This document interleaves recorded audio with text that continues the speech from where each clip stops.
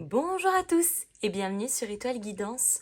On se retrouve aujourd'hui les amis pour l'énergie du lien concernant le signe du Sagittaire en signe solaire, ascendant, lune ou Vénus et comme d'habitude, conservez uniquement ce qui vibre avec vous. Nous allons regarder les énergies du premier partenaire, celles du second également. Vous ferez le lien avec la position qui résonne le mieux avec vous et nous irons regarder dans la matière où est-ce qu'on se dirige. Allons-y, c'est parti pour les énergies de ce premier partenaire. Ouf. D'accord. Alors, nous avons le retour, le frère. Bon, ça peut être interprété dans deux sens ici. La première, le retour à soi, le retour à son fondamental, à ses propres valeurs, à son intégrité, le retour au fait de se voir réellement tel que l'on est, sans masque, sans faux semblant, sans maquillage, sans tout ça, sans tous ces artifices finalement, codes sociétaux bien évidemment. Et pour d'autres, qui fait d'ailleurs notamment référence aussi au lien alchimique, on pourrait aussi effectivement nous parler du retour d'un lien, d'une énergie, d'un jumeau ou d'une jumelle également.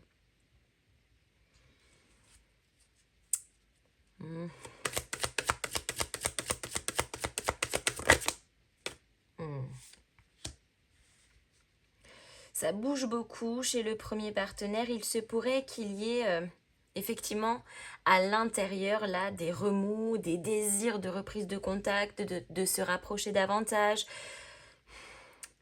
On sent que l'énergie vibratoire chez ce premier partenaire est en pleine élévation, mais est-ce la bonne idée? Est-ce que l'autre partenaire a fait le travail nécessaire? Ça, c'est encore autre chose. On le verra aussi peut-être un petit peu mieux dans quelques instants.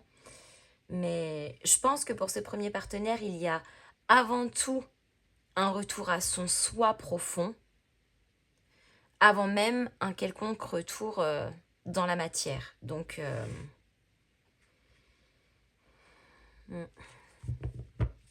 et c'est ce qui permet effectivement davantage l'élévation, le déblocage de conscience, l'élévation spirituelle, l'évolution aussi.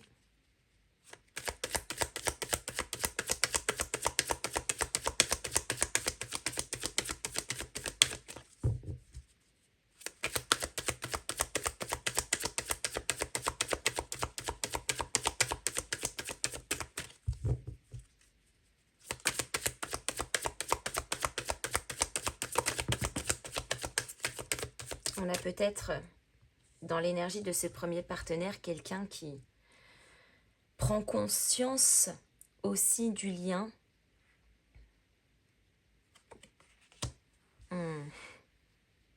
Dans le silence. Alors ce premier partenaire est plutôt éloigné, énergétiquement, mais peut-être aussi physiquement, géographiquement. Quelqu'un qui a pris beaucoup de distance. Quelqu'un qui avait besoin d'une certaine forme de retour au calme pour réfléchir, pour explorer davantage ce qui se passe à l'intérieur de soi.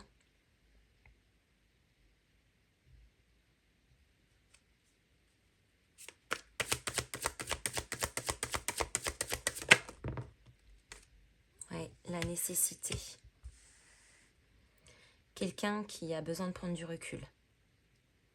Quelqu'un qui a besoin de prendre du recul pour travailler davantage, pour prendre conscience de certaines choses, pour arrêter de toujours chercher le comment du pourquoi, mais surtout de chercher à davantage simplement les vivre, les ressentir. Et ça rentre dans l'ordre.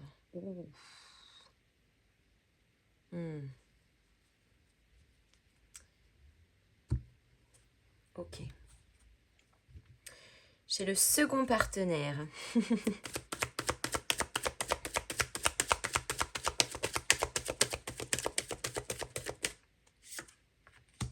on a la femme. Donc le côté féminin, hein, cette énergie féminine que l'on possède tous à l'intérieur de nous. L'énergie féminine, alors bien évidemment, il pourrait s'agir d'une femme dans cette position du second partenaire, mais c'est surtout quelqu'un qui est très connecté à sa part émotionnelle, à son intuition, à son ressenti. C'est quelqu'un dans l'image de créatif, c'est quelqu'un qui a de l'envie, c'est quelqu'un qui a des idées. C'est quelqu'un de sensible, ce second partenaire.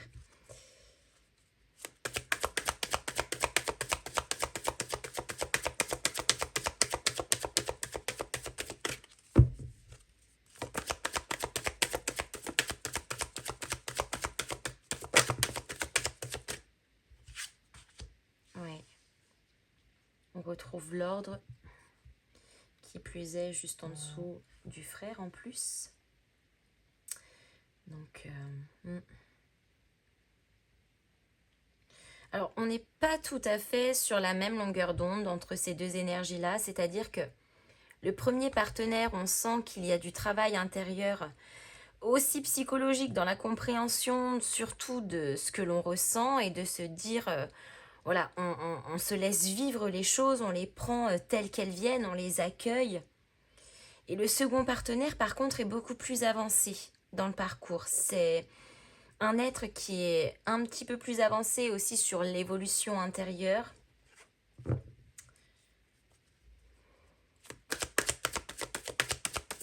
Parce que là, on voit qu'il y a un travail et qu'ensuite on remet de l'ordre dans son énergie, dans sa vie, dans son quotidien. Et dans l'énergie du second partenaire, c'est déjà en cours.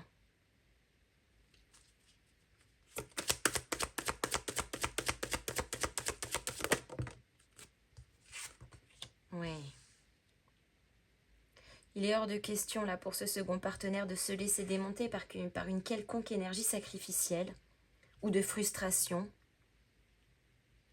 Ce second partenaire a assez travaillé sur lui ou sur elle-même pour ne pas retomber dans, entre guillemets, de faux travers, dans des blessures qui ont été travaillées, guéries, cicatrisées. Il est hors de question, entre guillemets, d'aller remuer le couteau dans la plaie ici. Ça ne veut pas dire que parfois, chez ce second partenaire, on n'a pas de temps en temps des petits remous qui remontent à la surface, mais on n'entretient plus cette énergie de sacrifice. Donc encore une fois, ça veut dire aussi que on l'accueille et qu'on la laisse nous traverser.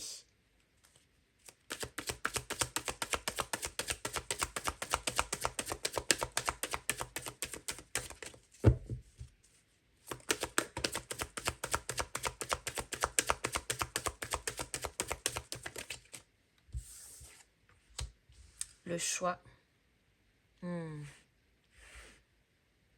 Oui, le second partenaire est beaucoup plus avancé dans le lien, les amis, là. On a un premier partenaire qui cherche, qui analyse, qui est très dans la réflexion, qui a beaucoup de mal à se connecter à son intuition, bien qu'on sent qu'on y va en ce sens. Pour encore une fois que les choses rentrent dans l'ordre, le second partenaire, il est beaucoup plus évolué, il est beaucoup plus loin, il y a beaucoup plus de travail en tout cas qui est déjà engagé, c'est chez ce second partenaire.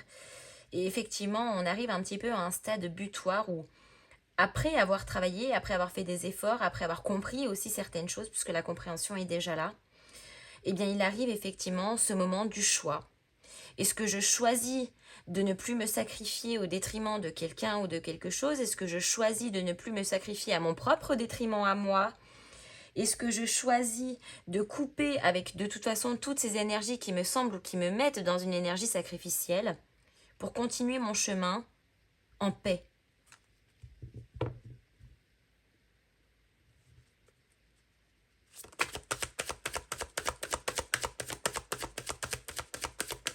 Pour moi, ce second partenaire ici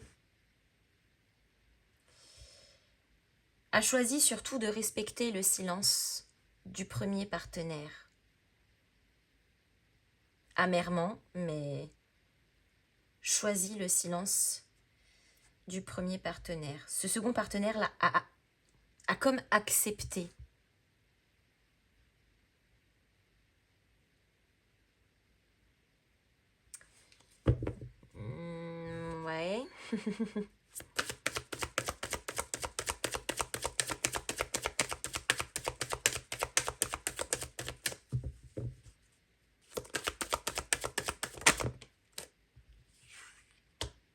Pour se protéger, lui ou elle-même. Le second partenaire est dans une énergie très calme, avec beaucoup de recul, avec beaucoup de flexibilité. C'est un partenaire ici qui, je pense, a déjà un certain vécu. Alors attention, le vécu, ça ne parle pas d'âge. Hein. C'est pas parce qu'on a 60 ans qu'on a tout vu, tout vécu. Hein. Et c'est pas parce qu'on a 20 ans qu'on n'a rien vu et rien vécu. Le vécu, c'est propre à chacun. Et parfois, la vie nous fait grandir plus vite que prévu.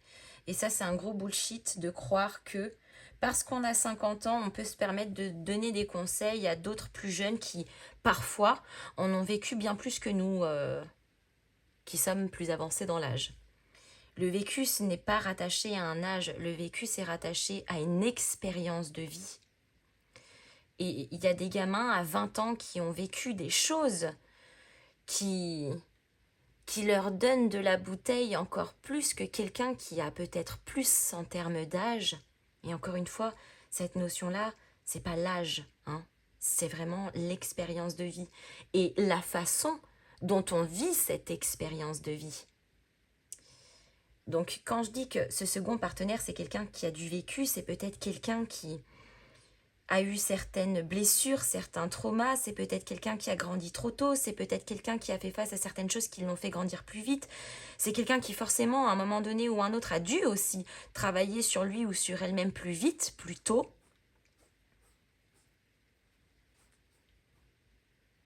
Et oui.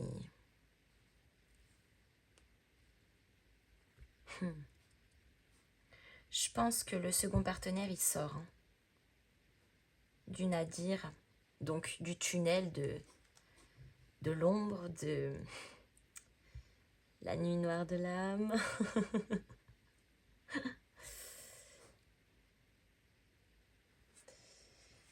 Ah.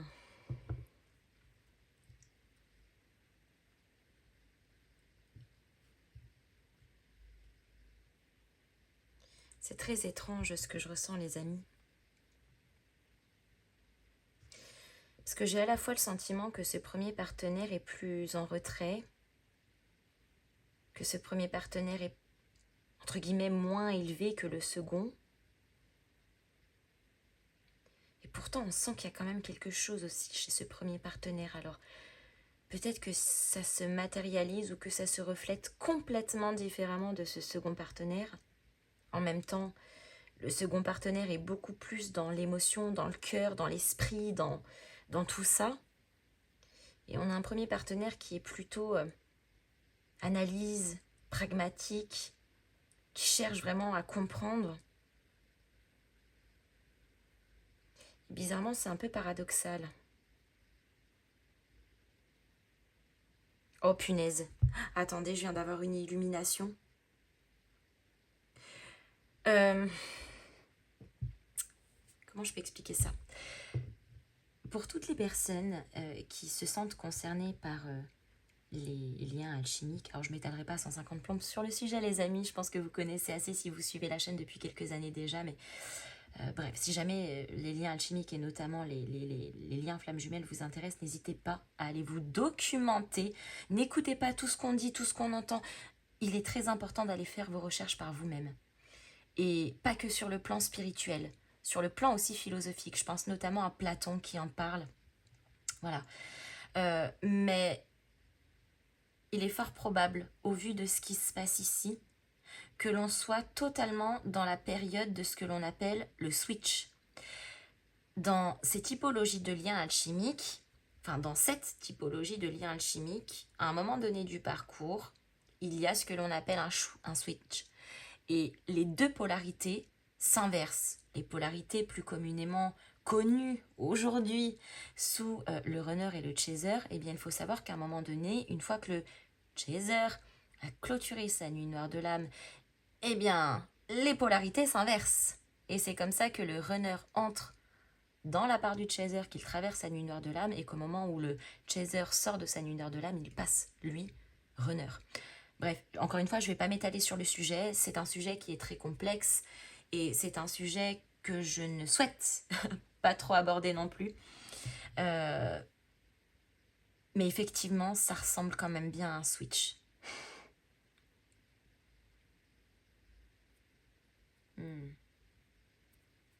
Ce qui voudrait dire que là, dans l'énergie, plutôt, entre guillemets, caractérisé par le runner ici et le chaser ici, qu'en réalité, on est plutôt ici sur un chaser qui a clôturé déjà sa nuit noire, qui a évolué et qui est déjà en position du runner. Et qu'ici, on avait initialement un runner qui passe en position du chaser. En tout cas, il y a des chances. Mais encore une fois, vous ferez le lien, les amis, avec ce qui vibre avec vous. Continuons dans la matière.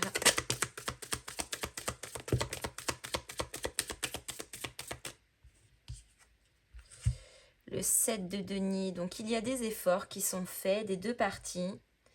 Il y a un réel désir de construction. On est patient, oui, mais on est patient pour faire les choses bien, pour correctement planter ses graines, pour être attentif à la pousse, à cette fructification, de manière à être certain que quelque chose va abonder de tout ça. As d'épée. Un nouvel état d'esprit qui est en train de germer. Il y a de nouvelles perspectives ici, de nouvelles idées qui sont en train d'apparaître. Il y a peut-être aussi de nouvelles visions. Alors vision, pas forcément au sens vision flash lumineux, médiumité, bien que ça pourrait être le cas, mais plutôt une vision de perspective, une vision d'ensemble, le long terme, qu'est-ce que l'on projette, où est-ce qu'on veut aller, qu'est-ce que l'on se souhaite, quel est ce dont on a besoin, etc. Et cavalier de bâton. Là, ça s'accélère par contre, avec ce cavalier de bâton. Le cavalier de bâton, il fait preuve de courage, il fait preuve d'ambition. C'est lui, le cavalier de bâton, clairement, il est prêt à aller à la guerre, même si c'est tout seul. Vous voyez l'image? Donc, c'est quelqu'un qui est prêt à se battre corps et âme pour ses convictions, pour ses désirs, pour ses rêves. Et c'est cette énergie-là qui est reflétée finalement dans la matière. Donc, est-ce que finalement on comprend qu'on ne doit pas se battre l'un contre l'autre, mais entre guillemets que l'on doit justement se battre ensemble, qu'on doit allier nos forces?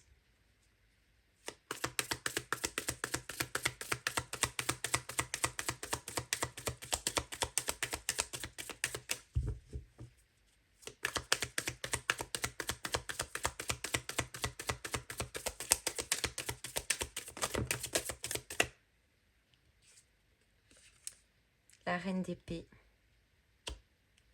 Position, prise de responsabilité.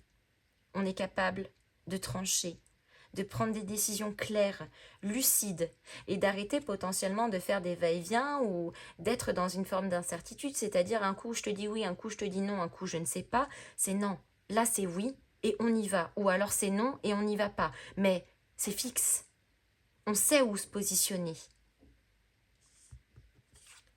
Tiens donc, reine d'épée, roi d'épée.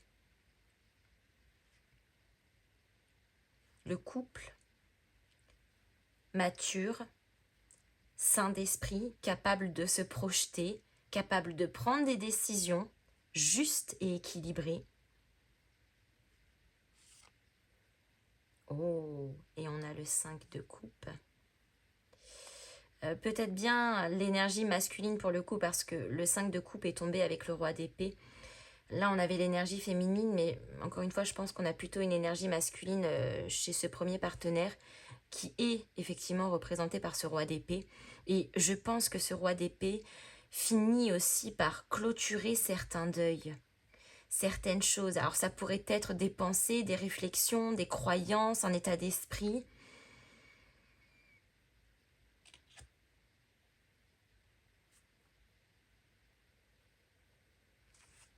En tout cas, ça semble beaucoup plus aligné dans la matière. Et on a le 4 de bâton. Alors effectivement, il se pourrait qu'il y ait des retours, des retrouvailles. Le 4 de bâton, c'est les endroits où on se retrouve, c'est les endroits qu'on passe en famille. Alors en famille au sens propre, mais ça pourrait être aussi avec nos familles d'âme. Le 4 de bâton, c'est de se rejoindre, de se retrouver dans des lieux où on se sent bien. Un foyer, un endroit pour lequel on a une affection particulière.